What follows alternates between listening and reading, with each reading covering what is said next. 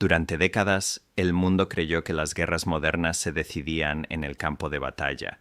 Tanques, aviones, misiles, la fuerza visible. Pero lo que está ocurriendo ahora no se parece a ninguna guerra del pasado. Porque cuando una nación empieza a quedarse sin combustible en el frente, cuando las rutas de suministro se rompen y los sistemas logísticos colapsan en cuestión de días, la guerra deja de ser una cuestión de fuego y se convierte en una cuestión de supervivencia. Y lo más inquietante no es lo que se ve, sino lo que deja de funcionar en silencio. Lo que vas a escuchar a continuación no es una narración habitual, es el análisis de cómo una estructura militar puede empezar a fallar desde dentro sin una derrota tradicional en el campo de batalla. Si quieres entender lo que realmente está pasando detrás de los titulares, este canal es para ti.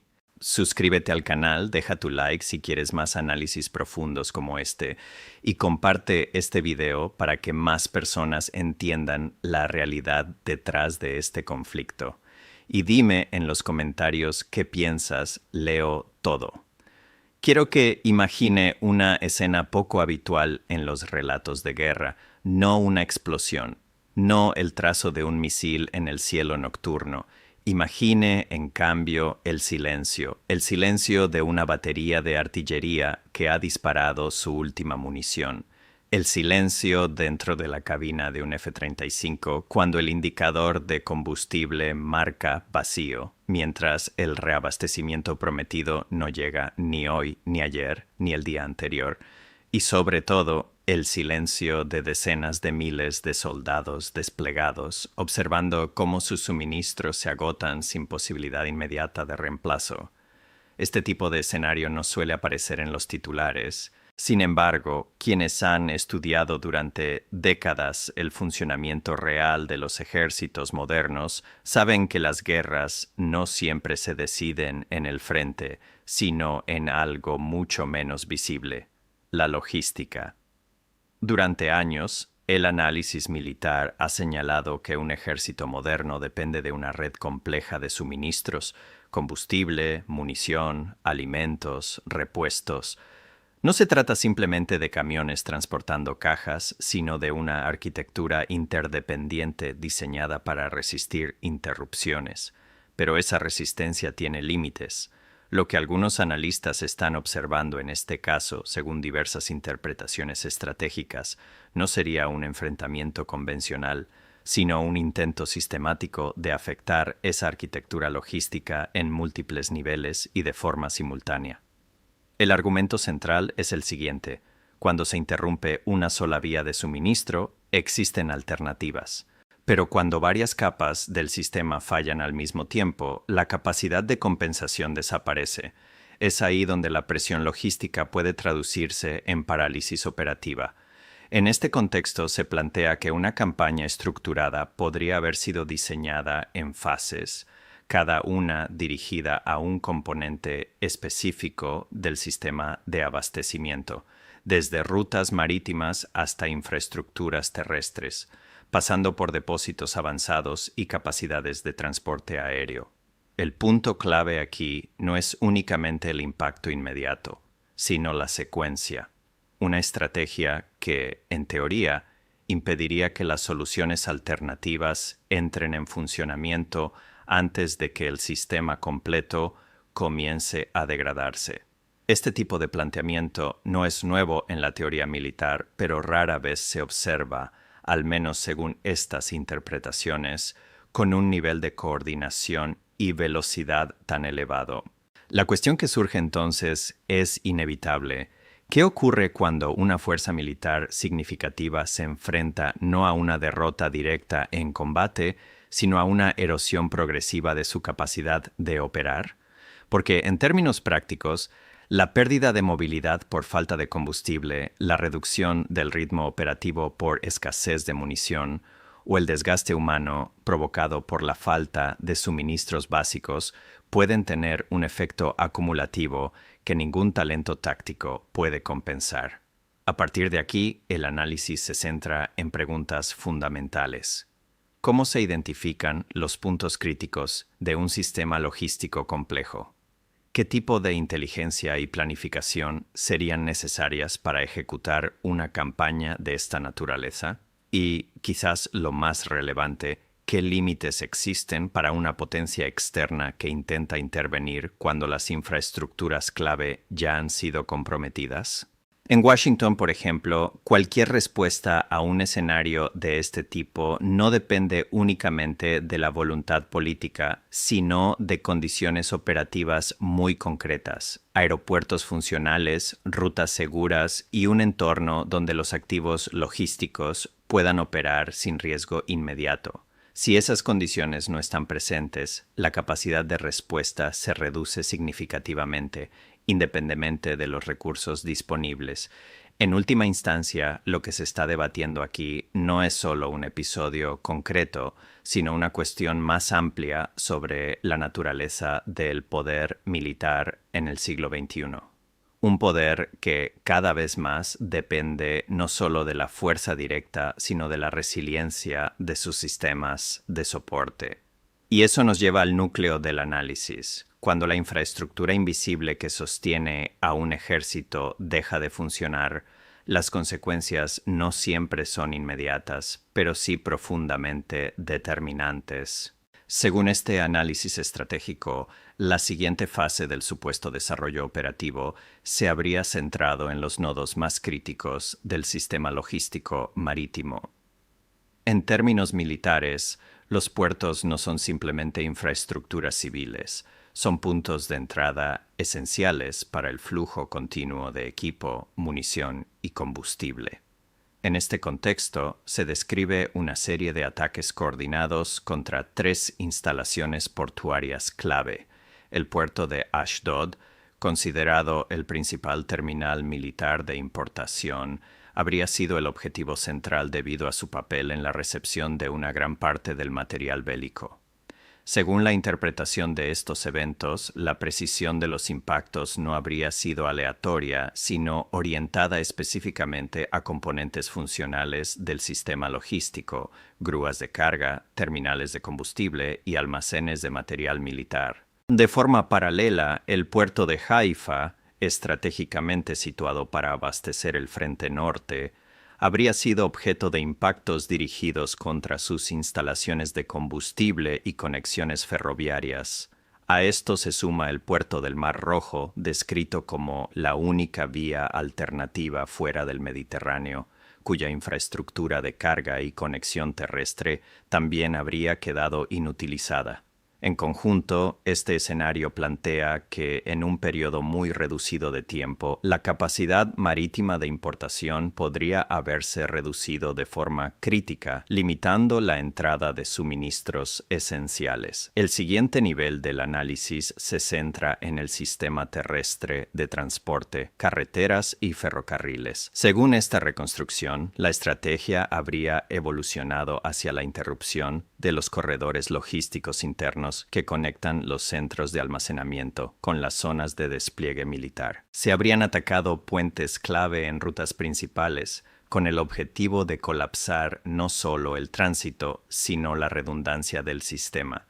No se trataría de daños superficiales reparables, sino de destrucción estructural que requeriría reconstrucción completa. En paralelo, líneas ferroviarias estratégicas habrían sido interrumpidas en múltiples puntos, haciendo inoperativa la red de transporte de carga pesada. El elemento más relevante de esta fase, según los analistas, no es únicamente la destrucción en sí, sino la lógica detrás de la selección de objetivos.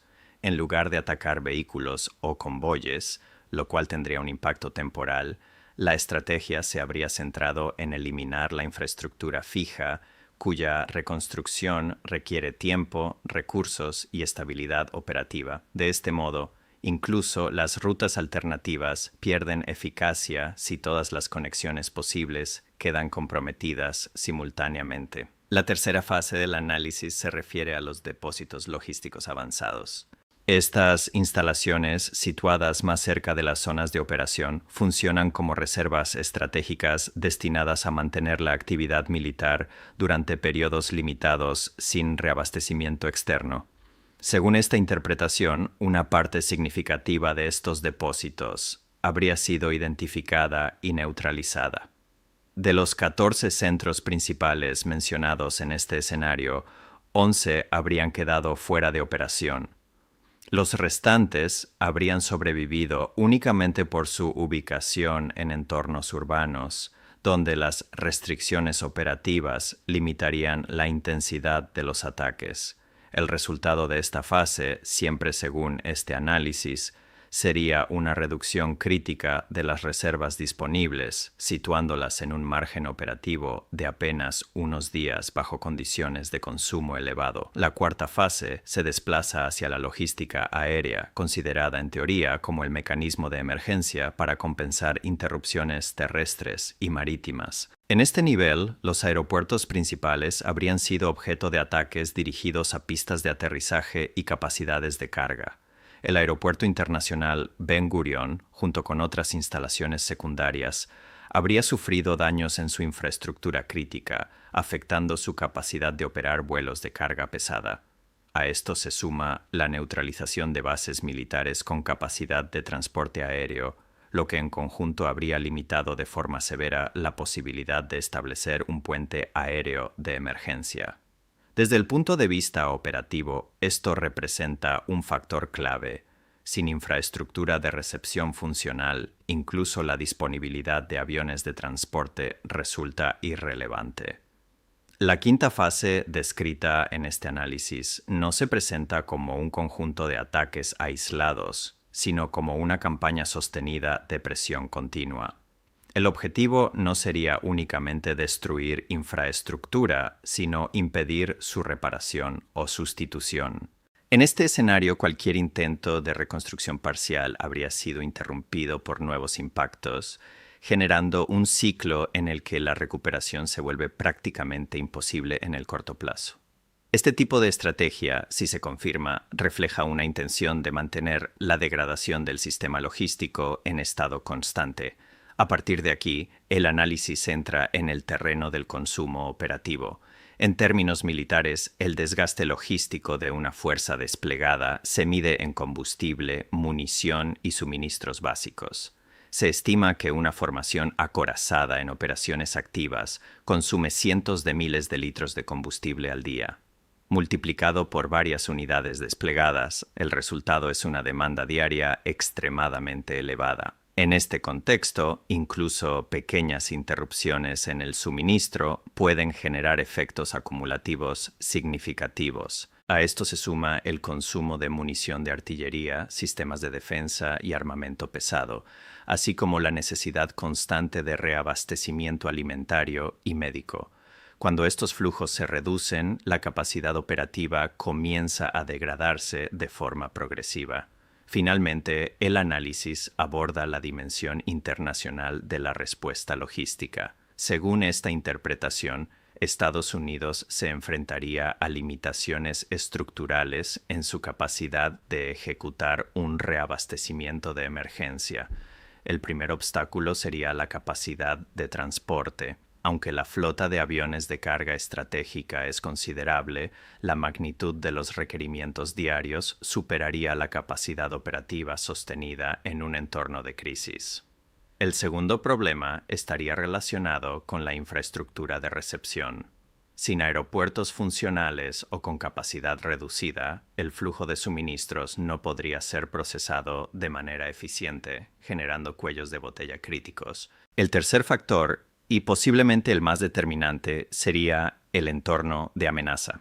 En un espacio aéreo disputado, la operación de aeronaves de transporte pesado requiere condiciones de seguridad que, según este análisis, no estarían garantizadas. Esto introduce un elemento de riesgo que limita aún más la viabilidad de cualquier operación de puente aéreo. En conjunto, estos factores crean una situación en la que la respuesta logística no depende únicamente de recursos, sino de condiciones operativas que, una vez comprometidas, son difíciles de restablecer en el corto plazo.